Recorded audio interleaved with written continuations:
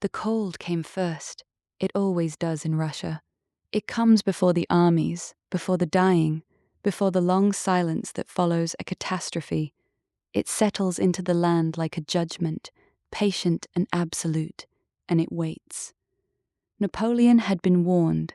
His marshals had whispered it, his advisers had written it in careful dispatches, and history itself had tried to tell him through the bones of every conqueror who had ever pointed east and marched. He did not listen. He had stopped listening to warnings years ago, because warnings had so often been wrong about him. He was the exception. He was always the exception. In June of 1812, he led the Grand Armée across the Niemen River into Russian territory. It was the largest invasion force Europe had ever assembled. 600,000 men, perhaps more. A column of human beings so vast it took 3 days to cross a single bridge. 600,000 men, and by the time it was over, fewer than 100,000 would walk back out. The Russians refused to fight him on his terms. That was the first disaster. Napoleon's genius lay in the decisive engagement, the single thunderclap battle that shattered an enemy's will and ended a war in an afternoon. Austerlitz, Jena, Wagram. He needed the Russians to stand still long enough to be destroyed.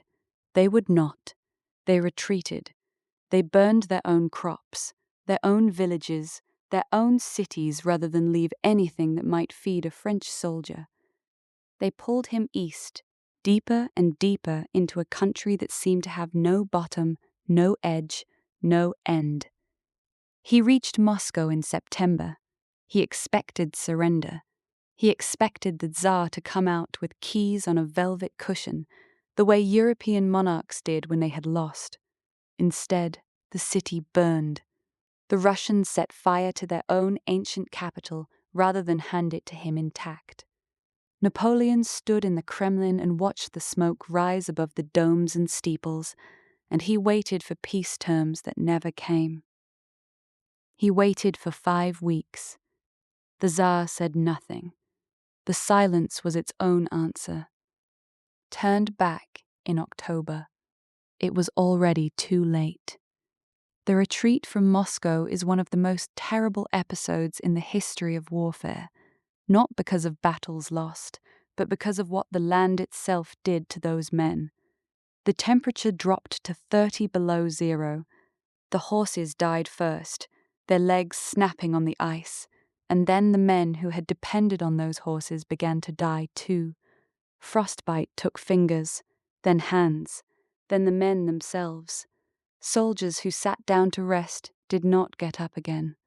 The road west became a corridor of the dead, 100 miles of frozen bodies stretching back toward a civilization these men would never reach. The Cossacks came at them from the flanks. Every night, every dawn, every moment of rest was interrupted by riders who struck and vanished before a defense could be organized. The army that had crossed the Niemen in glory staggered back across it in ruin. Discipline collapsed. Officers lost control of men who had stopped being soldiers and become simply animals trying to survive. It was not a retreat. It was a dissolution. Napoleon rode ahead. He left his army behind him and raced back to Paris, because Paris was where power lived, and power, he understood, does not wait for the weak. He arrived in December, ahead of the wreckage, and immediately began rebuilding. That, too, was characteristic of him. The fall, and then the furious, almost insane refusal to accept the fall. He would raise new armies, he would fight again, he always would.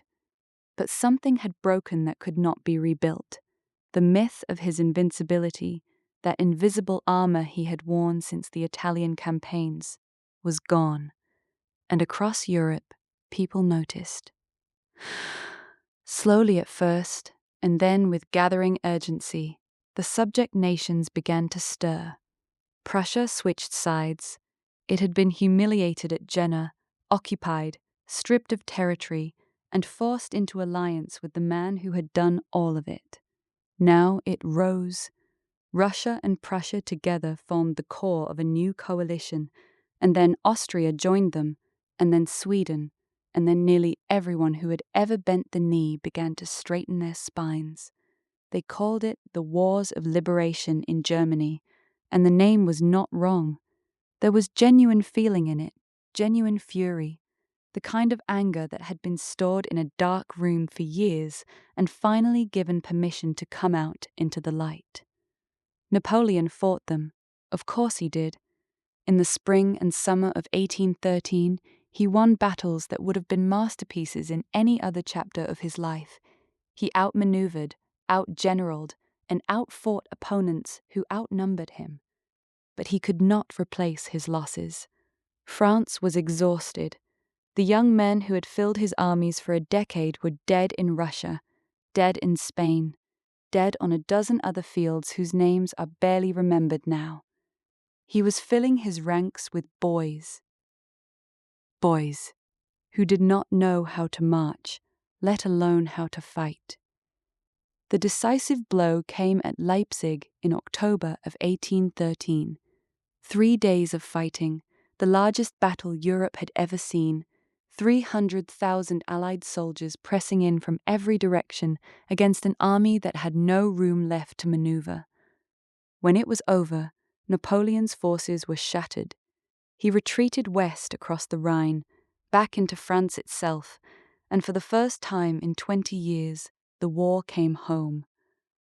The campaign of 1814 was, in a strange way, among his most brilliant.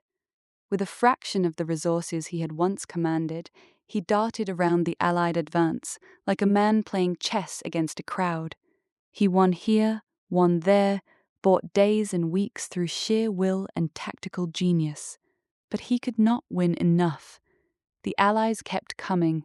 They had learned, finally, not to give him the single decisive engagement he craved. They simply kept advancing, kept replacing their losses, kept narrowing the space around him until there was nowhere left to move. Paris fell in March of 1814. His marshals, exhausted and heartsick, told him it was over. He refused to believe them. He drafted plans for new offensives, new campaigns, new miracles. They looked at him and saw a man still fighting a war that had already ended. One by one, they stopped following orders. He abdicated on April 6th. He was given the island of Elba, a small piece of land off the Italian coast, and the title of Emperor of that island, which was a cruelty dressed up as a courtesy. He was 44 years old. He had ruled an empire that stretched from Spain to the borders of Russia, and now he would govern an island 11 miles wide. He stood on the deck of the ship that carried him south and looked back at the coast of France until it disappeared. The empire was ash. The army was scattered. The Allies were already gathering in Vienna to redraw the map of the world he had unmade. Everything he had built across 2 decades of war and will and impossible ambition had come apart in the space of 2 years. But those who knew him, who had watched him all his life, understood something the Allied statesmen in Vienna perhaps did not. An eagle, even a caged one, does not forget what flight feels like.